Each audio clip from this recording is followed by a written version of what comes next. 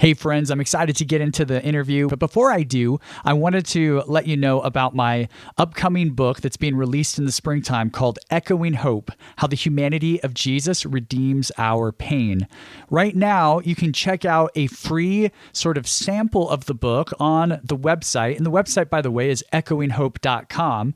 And on there, you'll be able to read the foreword from Scott McKnight, plus the introduction and the first chapter, and also get a feel for the flow of the book with the table of contents and all of that good stuff. I'm excited to share this first book that I've ever written with you all, and so I hope you'll consider checking it out. You can go to echoinghope.com. That's echoinghope.com.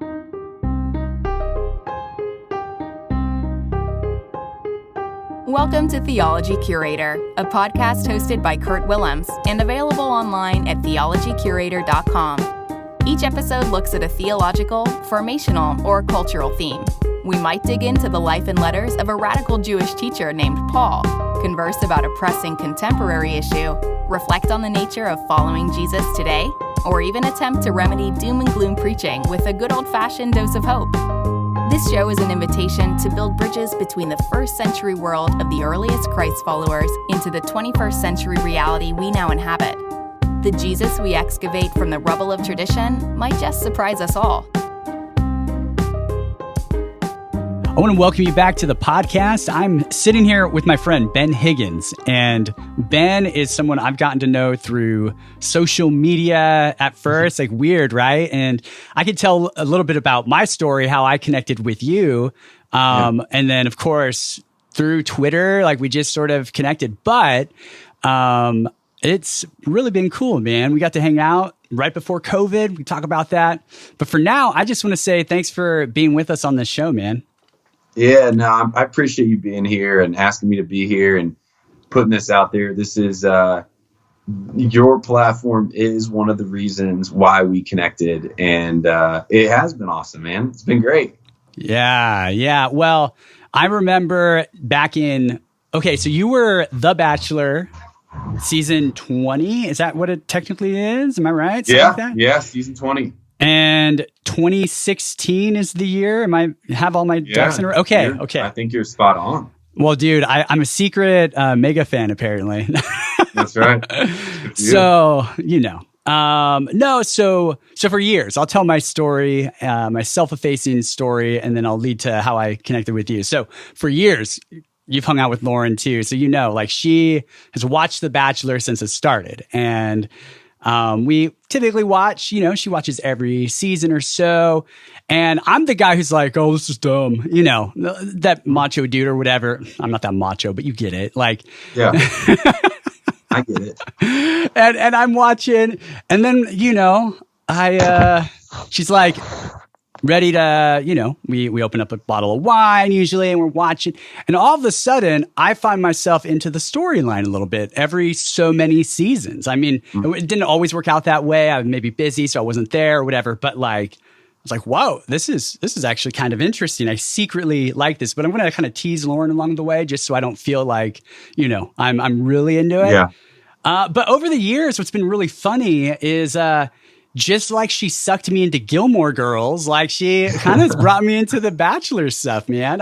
It's very interesting. And so in 2016, your season is probably one of the few seasons I actually have probably watched start to finish. Just circumstances. And then I was like, this is kind of a good season, So, and I remember telling Lauren one day, like, I think Ben's like a full-blown Jesus guy. I think Ben's like church dude. She's like, yeah, I kind of have that vibe too. And we kind of talked about that. And I was like, it's gotta, doing this in this setting, following Jesus. This is not the easiest space to do that. I want to just look this guy up a little bit. So I found you on Twitter, retweeted some stuff. You saw me, you followed back, and there's some interaction along the way. And so that's kind of, I think, how our initial connection started. And then when I was moving towards writing this book, I was like, I wonder if a guy like Ben would be interested in hearing about my book. And so I hit you up and you were writing a book, and then all of a sudden we're texting and hanging out when you came to Seattle. It's been really kind of, for me, this kind of cool, random, but meaningful connection, you know? So that's kind of how it started, I think. Yeah, no, you're spot on to that. And I think I remember you on Twitter being able to say things a lot more eloquently than I could, but I was thinking them and wanting to write them down and enjoying watching that. And then when we connected over the phone, I still remember I was at the Fort Wayne, Indiana airport getting ready to get on a flight. Yeah. And I had a lot of questions on my mind. I was right in the heart of writing this book, and I had a lot of doubts, a lot of confusions, a lot of frustrations, and we were able to connect through that. And it has been awesome. I as I mentioned, I think you might be one of the last humans I've sat down for coffee with in public, because when I came to Seattle for the Bachelor Live on Stage tour, you were nice enough to come back and kind of watch the behind the scenes of it all. And we went out for coffee right beforehand. Yeah. And then you got to see me dance on stage. Yeah, man, it was fancy. It was fancy. I had sparkling outfits and everything. And now I sit back in my home in Denver and reminisce on those times. I feel like a lifetime ago. But it has been fun, and it's just fun to watch what you're up to and what you're doing, and celebrate both of these projects alongside of each other. Yeah, man. No, that's kind of a cool coincidence, right? That your book is coming out in February, mine will be out in March. And so there's some really, really cool sort of parallel journeys going on. And I get to hear from you like half a step ahead of me. I mean, a month, I think we said, like ahead in the journey, and that's kind of helpful too. So the book, by the way, we should probably name it, right? Alone in Plain Sight. You have a subtitle. I don't have it in front of me right now. What's your subtitle? Yeah, it's Searching for Connection When You're Seen But Not Known. Yeah. Man, when I heard about this, I mean, my book's on pain and finding God in that and following Jesus. And one of the themes that I think I really resonated with you, just hearing you talk about the book, was that you're really holding like the pain of a lot of people you've come to know, but also your own pain that you've had in your story. And, but it's not, you've really kind of focused that sort of feeling of pain and, just this sort of disconnect that humans have on relational like desires and the lack thereof, in the sense of, how do I relate to myself? How do I relate to other people? How do I relate to romantic partners or potential romantic partners? And then, of course, your last section on God. And so talk to me about connection. Why did this theme feel like the right theme? Well, people come off of The Bachelor, and for years, 2 years ago, I really started writing this. And it's easy to write a Bachelor tell-all book. Those things sell pretty well. They sell pretty fast. Oh, totally. And I sat down, I had some free time, I forget why, and I just started writing. I've always loved to write. And I thought about something. When I went on the show, one of my buddies encouraged me. He says, hey, if you're going to do this experience, use it for something bigger than yourself. And so it's kind of been my filter of what I say yes and no to. Is this for me? If it is, then like, can it be used at all? If it's not for me, can it be something good? And so as I started writing, and I was like, you know what, a Bachelor tell-all book is fine. I get why people do it, but I want to try to do something that actually like speaks from my heart, because I don't know if I'll ever have this opportunity to write a book again. And as I thought about my life, I thought about a couple themes. One is actually comes from the show. Is on The Bachelor, I admitted I felt like unlovable. What I meant by that is I just felt like misunderstood. I felt unknown. I felt like I wasn't connecting. Honestly, just wasn't connecting romantically or really in friendships. And so I just felt unlovable because I don't think anybody knew me. And then I thought about, okay, I desire connection. I desire people to know me. How do people get to know each other? And how do we get to know other people's stories? And so I was like, well, there has to be a common theme. For us to relate, there has to be a common theme, even if our stories don't match up. And one of the themes in life that we have is that we're all going to die and we all experience pain. Yeah. I don't even know if I could promise you that somebody in their life would experience true feelings of peace and joy, because there's a lot of things that are out that I luckily don't suffer with or deal with that can really hurt somebody deeply. Yeah. So what I do know, though, I think I could prove that everybody experiences pain and everybody experiences death. And so those two things, I think, connect us. But they don't have to be heavy or ugly. They can actually, like, pain can actually be beautiful. And so the whole book came from that idea. I just started writing on, hey, if I believe that pain can connect us and that we can empathize with each other's pain, then we have something good here. And I think we do. I mean, I'm excited about the book. I really am so pumped about it. But in order to write it, then I had to start talking about my own pains, which isn't easy. No, not at all, man. I mean, you're having to tap into previous shame, right? Because some of those stories are past tense, and you're having to hold that. And you do. I mean, you share some of the moments in your journey that you're not proud of, and at the same time, you tap into the stories of others that hold pain in a hopeful way. That just like. I mean, as I'm reading some of the stories, your story is one of them, to be honest. I'm like, dude, this guy, you would say, I'm an average guy who happened to stumble into TV, and, I have this platform. Your podcast is called Almost Famous, right? Kind of ironic and whatever. But like, and I would agree, like, Ben's just an average, normal dude who has this platform now that he's using, I think, really well. But, I think one thing that your story kind of models for people is like in regular normal life, like we're holding loneliness, we're holding insecurities about family members and their health. I know your dad comes into the story. I mean, we're holding a lot of stuff that isn't always seen, and we can really be isolated and alone and appear as though we're not on the outside. And so like, whether it's your story or some of the stories you share in the book, I just know that you're modeling for people that the mess, the ugly, the pain, the horrific stuff that's real can also, in its own mysterious way, be a signpost of God's hope for the world and light and love and, generosity and various things, depending on which story you're sharing. And so I say all of that to say, I'm going to bring up a couple of stories, and here's one of the things about, I tell authors this a lot, like we want people to have a reason to buy the book. So we're not going to tell the whole story, right?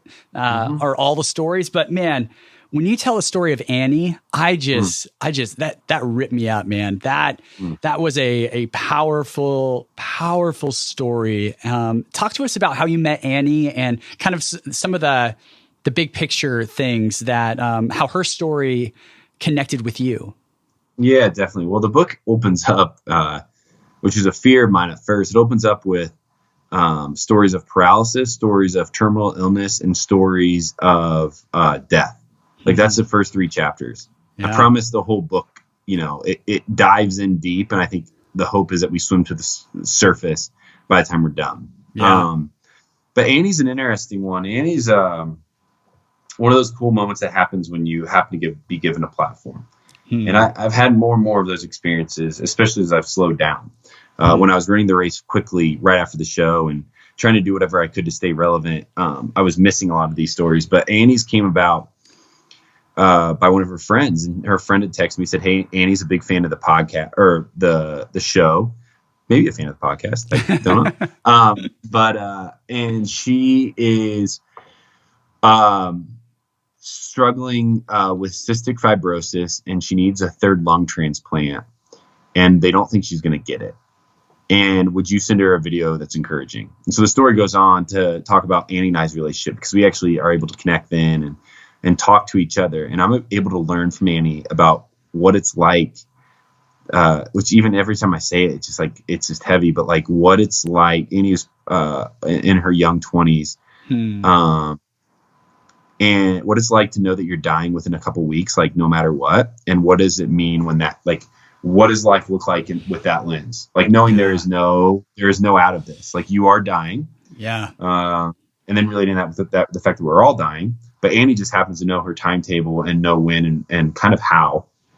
And so the chapter just highlights our conversations of really those first 3 chapters, are me talking to people far wiser because of their life experience, far more empathetic because of their stories, and me just learning from them and trying to put it onto pages of a book that can be consumed. Wow. And Annie's story is Annie's story is one that will forever change the way I see the world. And I say maybe even the best way, it will always humble me. Yeah. It will always make me ultra aware of the fragility that this life is. Yeah. Wow. Yeah. I mean, I didn't walk through that with you, with her, with you, but man, hearing, because one of the things you do that's so just a gift, I think, to Annie's legacy, and to her family, but also to readers, is you share these extended text conversations that you had. Mm-hmm. And man, as I was reading through that, I can hear you saying, there's one point where you say, I'm going to actually give you more than enough of this text to make my point, because you need to, I just want you to see all of it. And it's this really long, extended moment. And by the end of it, man, it's just very clear that your pain is what it is. But man, there is a way to live life however long you have, and live it in such a way that you don't let the pain define you as much as you allow it to refine you into the kind of person that God, I think, sees underneath all of the facades that we want to put in front of ourselves, all of that stuff that we try and hide behind. And I think Annie, at a very young and in a very unfortunate situation, found how to just allow that stuff to just get out of the way so that she could lean into the hope-filled humanity that she really had underneath all of the stuff that maybe could have held her back. And that inspires me. I mean, what a gift that story is. Yeah. We live, and this isn't me telling anybody anything they don't know, nor is it me really saying anything I do know, but I live at least so much of my life trying to escape death. That, and so many of the messages that we receive in self-help ways are on how to live better. And it's interesting when you have, and I've not had many of these moments, but when you have these moments with somebody that's dying way earlier than we expect, way sooner than really is fair or right, to be able to sit down and look at them and say, okay, I'm not going to act like this isn't happening, because it is, and it's happening. Yeah. What message do you want to say with all of your wisdom, with all of your thought, with your sleepless nights in bed that you've thought of? Like, what messages that you want to share with people who still have years left in their lives when you don't? And I just think like that opportunity in itself is such a gift to me and to hopefully the reader and to all of us, is to say, we are actually speaking to somebody now that doesn't need another self-help book and doesn't need to continue to live life trying to escape death, because death is knocking on her door. And what does it mean when that's happening? And what becomes important? What becomes essential? What is it to live like you are dying? What does that actually mean? And that's why I did those extended text conversations, the actual conversations, because it would be great if I could put it in a book and write down my analysis and my assumptions and what it is I took from those conversations. It wouldn't be fair to her. It wouldn't be fair to me. And I don't think it'd be fair to the reader, because it's important to hear from her personally. Yeah. Wow. No, I'm grateful. It's, yeah, so am I. Yeah, man. No, I get a lot of books, all the time. And all the time, I get books daily almost, because I have these relationships with publishers, and, I do my best to honor as much of that as I can. But I'll be really honest. Like, this is a book that's inviting me inward, like this is a book that's actually inviting me to reflect on some of the real raw sort of emotions and fears that I have in my life. I mean, you talk about the fear of death in there. I remember that moment where you say, this is something I've struggled with, like just being afraid, like mortality. Right. And I think that's still a massive fear in my life. And it's gotten to be harder to wrestle with that.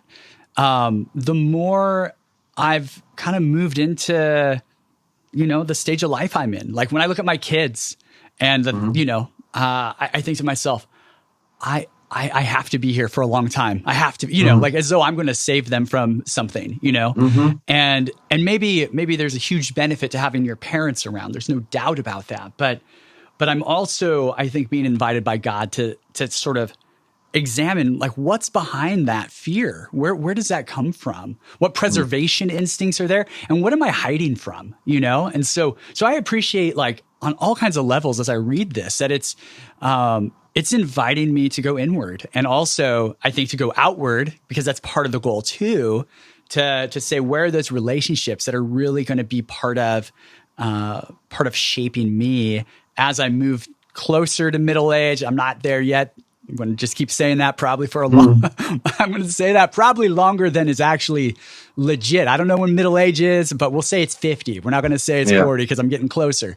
But yeah, so I really appreciate that about the book. And so one of the transitions you make, and I've noticed this in how the book flows, and maybe it was intentional, maybe it wasn't, but as you get towards like a new section, they almost start to like dance together a little bit as you know what I mean? Like, so you have this section on knowing yourself, basically, right? Connecting to the real self, and it's moving towards others. And so you start to sort of say, and I, tell stories about how others entered in and helped you see yourself, and you kind of, it feels really natural. So as a writer, I'm just like, oh, that's legit. Good job. But they flow. Yeah. They flow. And it was important for me. Like, I enjoy that about books. This isn't again, like a self-help book necessarily. It is a book compounding on itself to hopefully at the end of it, at least bring up 1,000 questions. And maybe that's just, maybe that's my own journey, my own search. But the older and older I get, the less answers I have to anything. Yeah. There's a few things I hold as true, and there's a few things I hold as valuable, and there's a few things I hold as like necessities. And most of those come from a compounding storyline in my life, right? I believe in Jesus because of specific examples in the flow of life that has led me to this point to go, I got to believe in Jesus. Like, there's no other answer. There's no other way. And I want this book to do the same thing, is like bring up 1,000 questions so that we're not scared to ask them. We're not scared to search for truth.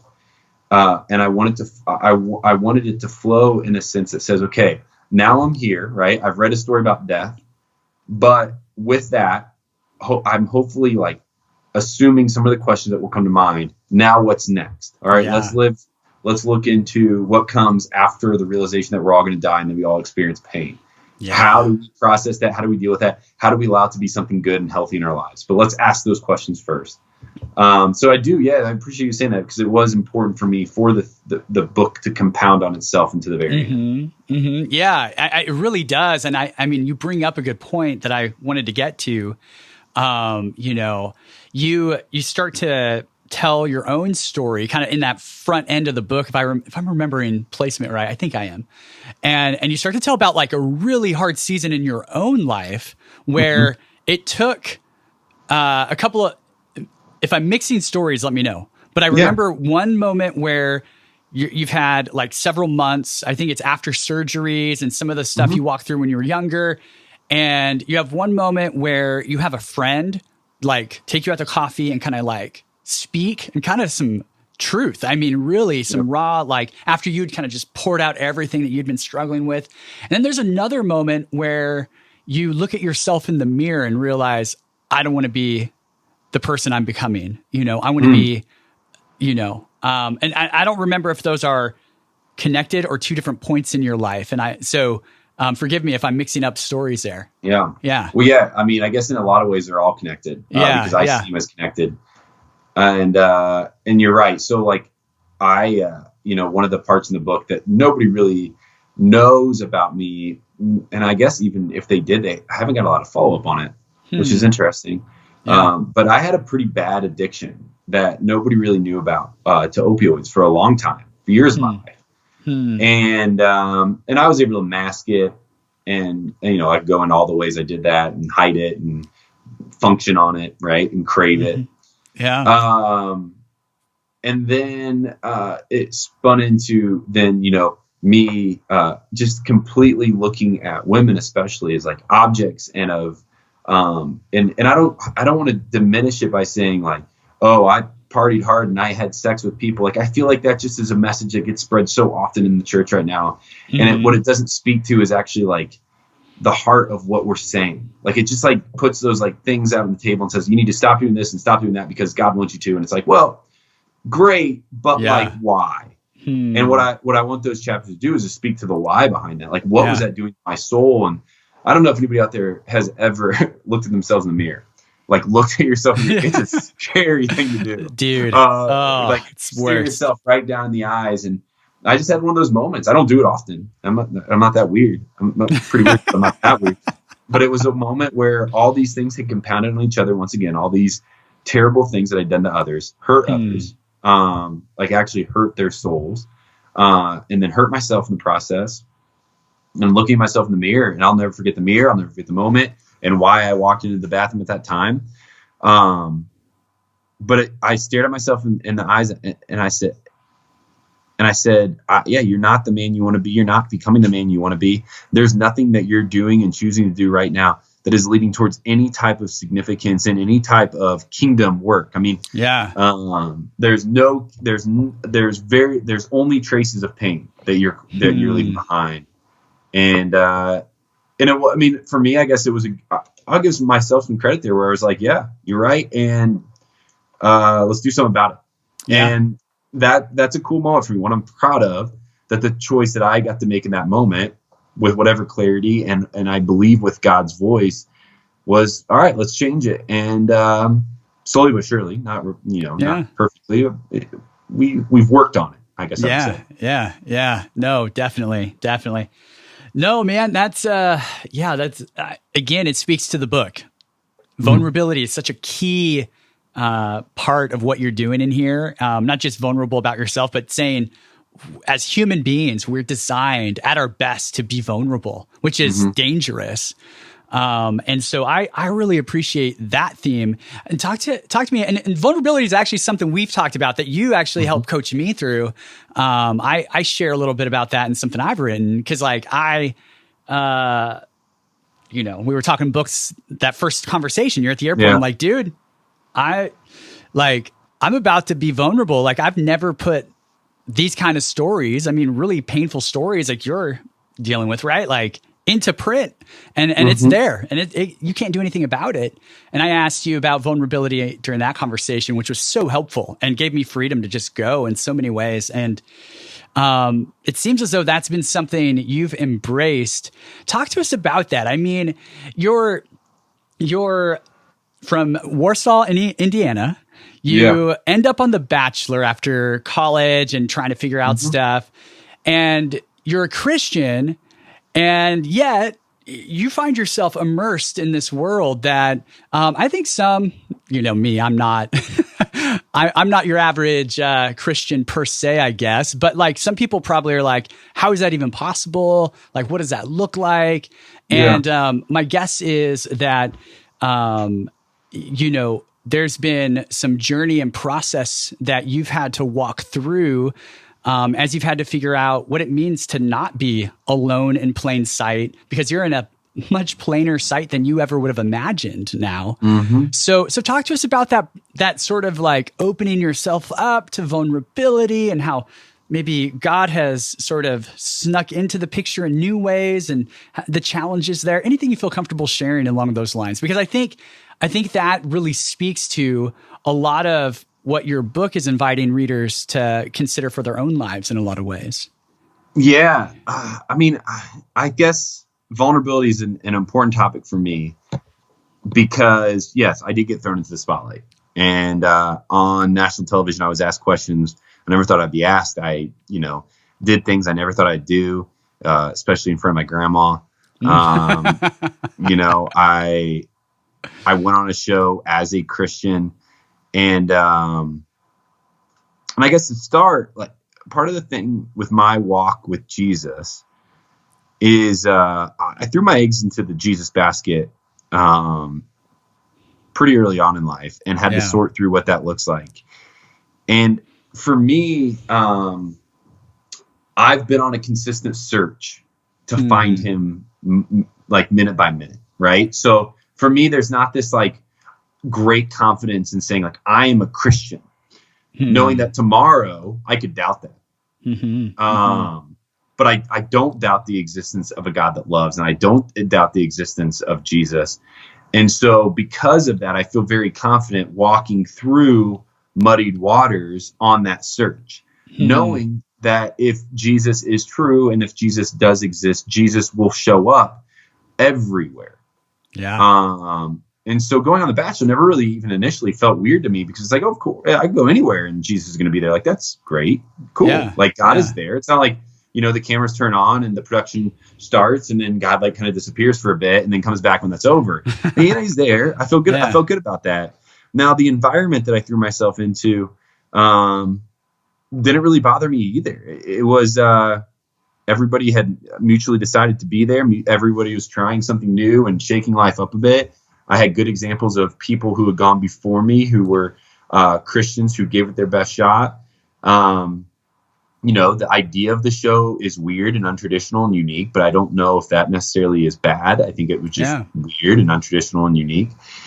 So I say all that, then go into the vulnerability piece. One of the things that I realized at that moment was I wasn't good at much, but I was pretty good at telling my story. Wow. Because I was consistently analyzing my story. I was consistently processing my story. I wanted, and also I was so insecure and I had so many doubts in life that I needed to tell my story, hoping that somebody else out there could relate, connect, and speak truth into me. Like wide-eyed still, I hope to be wide-eyed like a child forever, where it's like, tell me truth. Tell me your hit. Like, tell me how you got here. Tell me why things matter to you. And maybe from that, like, I can pick up some truth too, because I'm not scared. I'm not scared of truth, wherever that may be. And so vulnerability is a piece of me just trying to get answers to truth. And the more and more I do that, the more and more Jesus shows up. And I guess at this point, multiple occasions, and hopefully through this book even, I've seen Jesus in ways that I never would have if I would have kept safe, stayed behind, not said yes to a few things. And I always want to like kind of give this nugget is people watch my story and listen to the story and go, oh yeah, you went on The Bachelor. Of course you can be vulnerable. Of course you have a platform. Like, this is a lot easier for you. And in a lot of ways, you're right. Like, it is pretty easy for me to tell my story publicly. However, I want to be clear that, it doesn't really matter how many people you have that are paying attention. If one person's life has changed for the better through your story, through your vulnerability, it's all been worth it. And that's the way I look at it. Because there's people out there who probably heard my story and hopefully his lives have at least felt less alone. Yeah. But I'll never know. Totally. And I think all of us have that call, that responsibility to do whatever we can with the platform that we've been given. Wow. Because I hopefully would have been doing this. I don't know if I could have written a book, but I hopefully would have been still talking openly, even if I wasn't on the show. Yeah. Yeah, I think so. I think it reminds me, in the book, you actually say, like, these are themes that matter to me with or without the platform. I just, essentially, you just have a platform now to be able to put it down somewhere for people to actually read. Which is a lot more fun for me, which is awesome. Yeah. Oh, like, dude, of course. It's not like you're downplaying how cool your life is. I mean, it's you've got a great situation. It comes with pressures. It comes with, have you had some judgmental Christian stuff you've had to deal with? Not your own, but like, have outsiders that are Christians kind of given you beef, or has it been pretty like, what do you decent? Yeah, of course you have. So talk, like, how do you hold that? It sucks. Terrible, Yeah. It sucks. It sucks. It does. It hurt worse at a younger age. Cause I really had always grown up in the church. A very simplified version of the gospel, meaning not like, just like I didn't know a lot. Like, I didn't have a lot of worldview or experience. So my gospel was pretty simple, was pretty Midwestern, was pretty white middle class. And so when my world was rocked to where I realized that the gospel is a lot bigger, a lot stronger, a lot more meaningful, and a lot more complex than what I had believed, at that moment was also pretty much the moment I started going on the show. And so I opened myself up to Christian criticism, which really hurts because you don't hardly know how to process your own beliefs and feelings, but you're trying your hardest. Yeah. And you think you're doing the right thing, and you think you're trying your best to pursue Jesus. and figure this whole thing out. And then you have criticism coming left and right. And Christians are brutal, man. They'll defend their thoughts in the name of God, and their opinions in the name of God, stronger than anybody else. They're also dismiss criticism of their own in the name of God, saying, we're not supposed to be like the world, or we're not supposed to be understood by the world quicker than anybody else also, which puts you in a place of complete confusion and complete pain, because as somebody getting criticized, your response is, dismissed and pushed aside. And it just makes it made me go into a spiral of it's the best word to say it, is confusion, of fear, of feeling more alone, more isolated. Right. And so a lot of Christians have been great. But I would say Christians haven't been the most supportive and loving kind group to my journey. But you know what? What's really cool in light of all of that terrible stuff you just said, what's really cool is like, I see that you are stepping into your passion and your opportunity in spite of all of that, right? So I came into this book and I was thinking, I knew you had a section on God. Like, I knew it was about relationships. I knew you had a section on God. And I thought, that'll be kind of cool. Like part 4 about God. And he's going to talk about all these. But dude, it is thoroughly a Christian book. Like, you're talking about the woman at the well. This is, you know what? Like, I'm reading this and it's not, I don't read, sorry, my phone just slammed. I don't read this book and think to myself, a celebrity tacked on God at the end because said celebrity has some roots in the church and still abstractly believes in some higher power out there. I read this and I say, this is a manifesto on how Jesus can change the lives of real people in real time. And I was blown away by that. Not that I would expect anything less from you, as much as just like, whoa, he really went all in on this. And so it personally just ruffles my feathers just to think that there's so many Christians who struggle to see beyond their own sort of space in the world. And that's, you talk about this in the beginning. You talk about, like, are we the most divided people in history? And you say, well, sort of, but actually you rooted in isolation and then the silos. And your story speaks to that right now, about the siloed existences we struggle with, and the loneliness that really is at the root of that. And so I just really appreciate that here is an opportunity for people who probably, I imagine a lot of people are going to read this who are not going to church every Sunday. They're not necessarily thinking, I need to pray the 4 spiritual law, whatever, but they're going to hear how God has made an impact on you. And whether or not they say, therefore, I'm going to become a Christian, they're going to find things that they're going to be able to hold that are informed by Jesus and hopefully help them step into life in more courageous, vulnerable, and, humanizing ways. And I think that's really exciting, man. And I'm pumped. I'm so pumped on that. I appreciate that, buddy. Yeah. I guess I couldn't write a book without mentioning Jesus, because if you take away Jesus from my life, you take away everything. Yeah.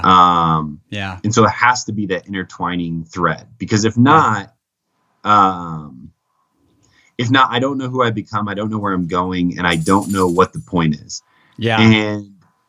And so when I write about Jesus, it's mostly like a cry from my heart.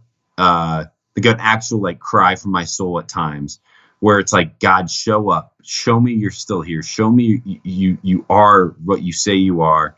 Because if you don't, I don't know where I go. I don't know what I do. I don't know how I move.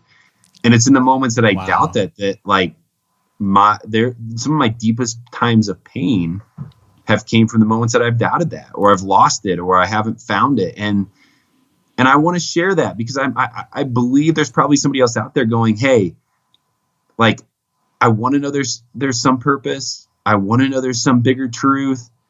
I believe there is. I've heard there is. But everything I hear just doesn't match my life and the things I've done and the things I'm going to still do and the things I'm scared of. And I just want to, I guess, passionately want to be a bridge to say, like, there's not many people out there who I guess there probably is. I've done some bad things in my life, and God still showed up, and I want to be a bridge to say, like, there is redemption, and there's individual salvation of life through the love of Jesus. That if I could be that bridge just to show that, then man, I don't know what else I'd want to do. Dude, that's amazing. Yeah. That's such a gift, dude. And, there's so many things we could be talking about right now. We're going to pause our conversation here in a moment, and maybe we can do this again soon because, dude, this has just been great. I would love to, man. Oh, dude, so good. And, there's a lot of good things that people can track down. Obviously, the book is on pre-order already, Alone in Plain Sight. Go to Amazon. I actually did this earlier today, so I'm pumped. Been looking forward to it. And also, Generous Coffee. We didn't really get into that, but that's a big part of your story. I drink it all the time just to plug it out there. Ben, what else should people be looking for as far as following what you've got going on during this season? Definitely, man. Well, thank you. We got to do this again. Maybe a few times as our anxieties heighten as this thing becomes real for both of us. But Generous is my main job for the last 2 years, and it's a coffee company. You can go to generouscoffee.com if you like good coffee. But we started with the idea. Luckily, because of my podcast and because of a partnership with Capital One, I was able to work for Generous for free for the last 2 years. Wow. And we sell coffee. Online. We have 2 stores in Denver, and then we donate 100% of our profits, which is about 10% of revenue, to nonprofits or social causes that are doing something in the terms of fighting human injustice around the world. And it's a passion project for me. Obviously, it's also a project I believe in. It's something incredible. It's single origin. It's specialty grade coffee. Our tagline is: if you're going to drink coffee anyways, why not make it life-changing coffee? Honestly, my podcast is great. I don't know if any of your listeners are big pop culture fans or big Bachelor fans. If they are, they can listen to Almost Famous. But because of that, and because of Capital One, I have been able to work for Generous for free, and it's been awesome. And then go to Amazon or benhigginsbook.com. The pre-order would be awesome. It'd be a big help, big confidence boost. And sure. Go if you can pre-order it. And man, I appreciate you. Thank you.